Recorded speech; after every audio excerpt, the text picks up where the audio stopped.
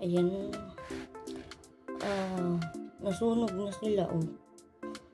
Today, ang gagawin ko is, ikat na siya lahat para magkaroon ng new babies. Ayan, kakalbihin ko na siya. Para magkaroon siya ng madaming babies. Kasi ganun din, oh.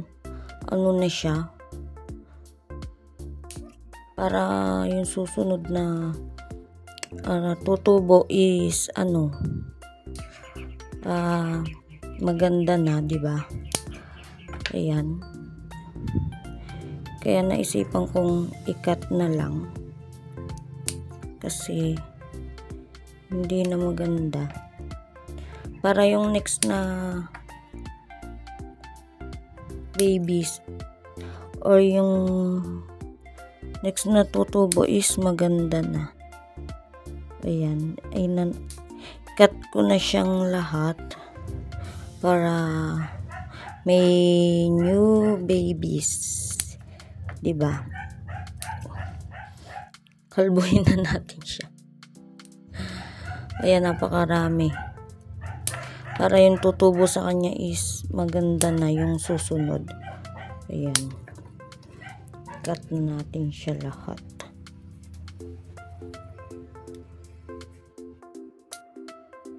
Hindi na din kasi healthy. Ayan, tingnan nyo. Hindi ba? Hindi na siya healthy. Kaya, need na natin siyang ikat. Para yung next na susunod na tutubong babies is maganda at healthy. Ayan. Anuhin na natin siya. Kalbuhin na natin. Ayan, ang dami niya. Kaso hindi nga healthy. At nasa-sunburn siya. Kaya ayan. Ano na lang natin ikat. Ayan. At i-propagate natin.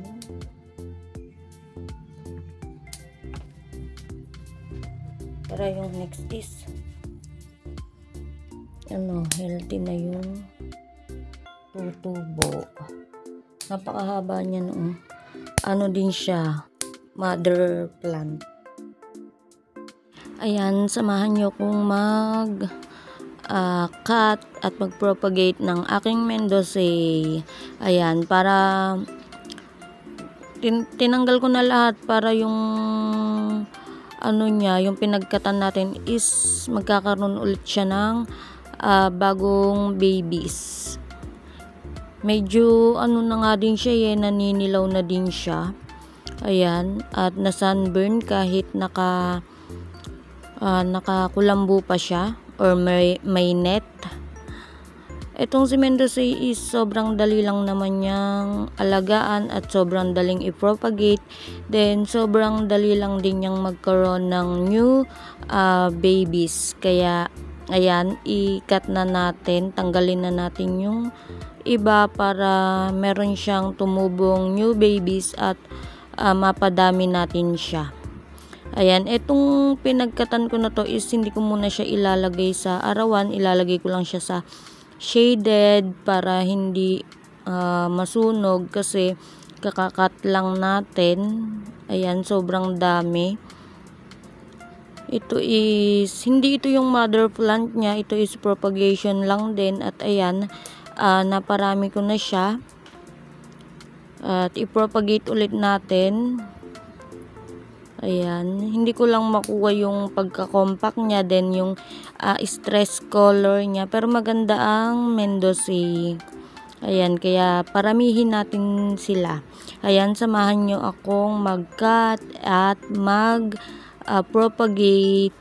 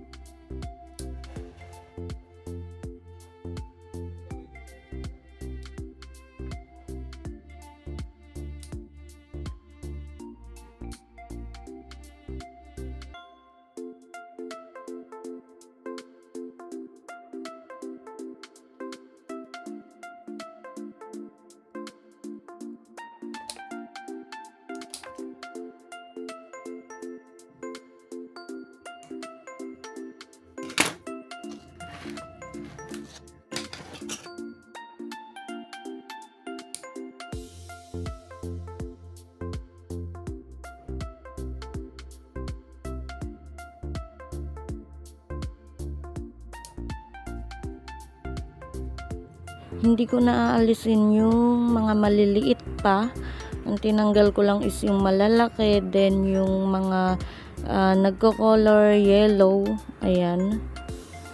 Pansin nyo, madami pa siyang pasulpot na babies kasi nga ikinat ko na siya dati. Then ayan, tumutubo na sila. Hindi ko natatanggalin kasi ayan, papalakihin na natin sila. Ayan, para din magka-space sila.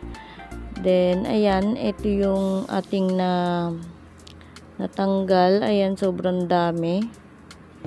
Then ito ang ating nakuha. Ayan, magsasalad na tayo. Ayan, sobrang dami niya. O, diba? Pakarami nating nakuha. Pero yung iba is nagdidilaw na siya. Then ayan, today is iriripat ko din. Hindi naman maselan ang Mendoza, kaya ayan, pwede na natin siyang i-repat.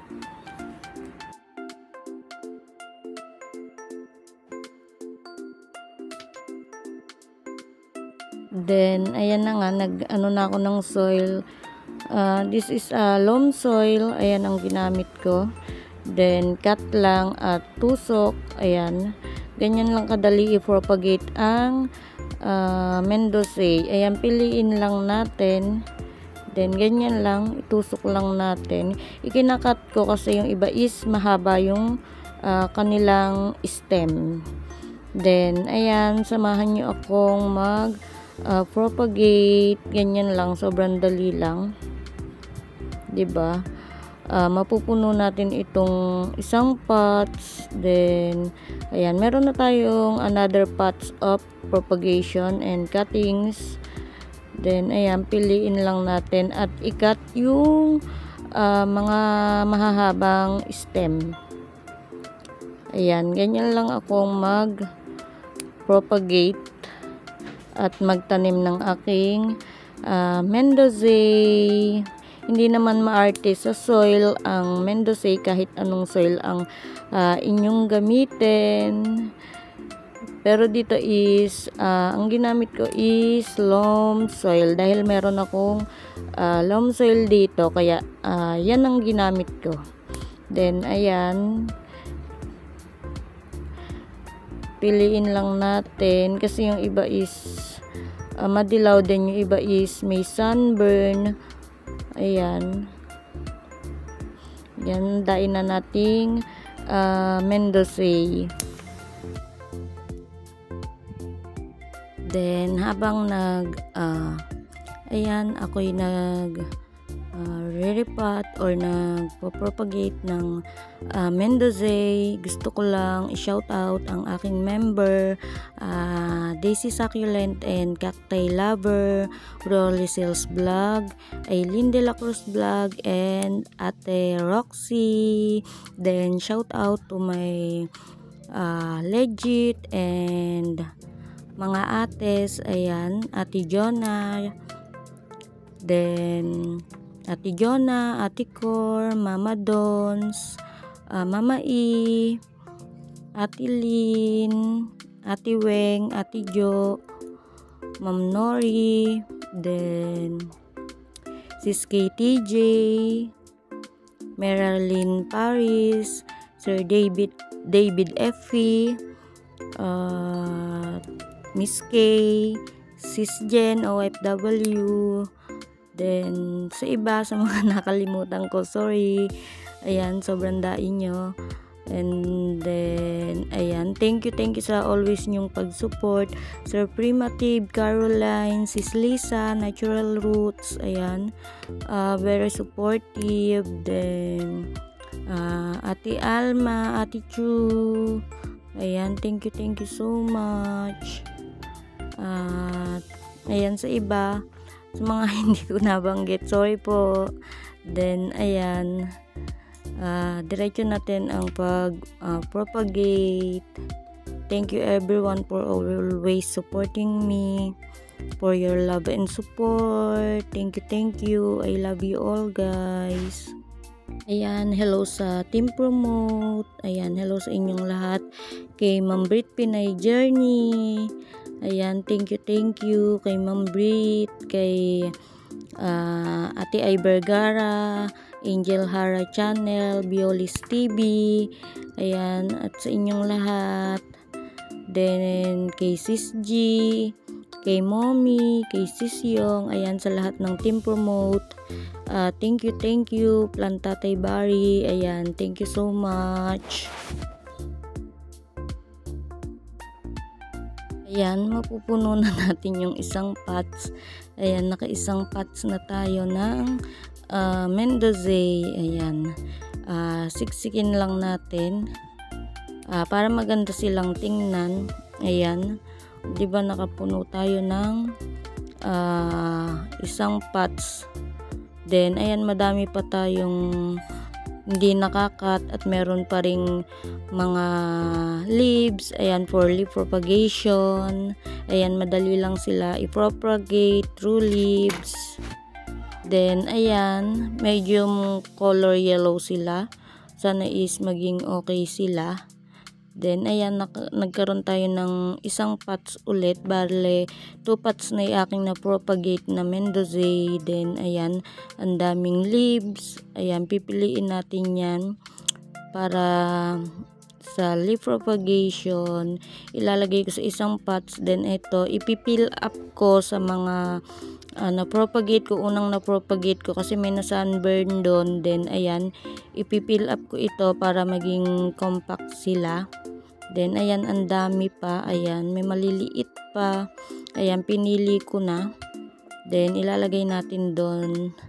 At, ayan, ang ating nagawa for today's video. Ayan, pots of Mendoza. Ayan, meron na tayong isang pots ng another propagation.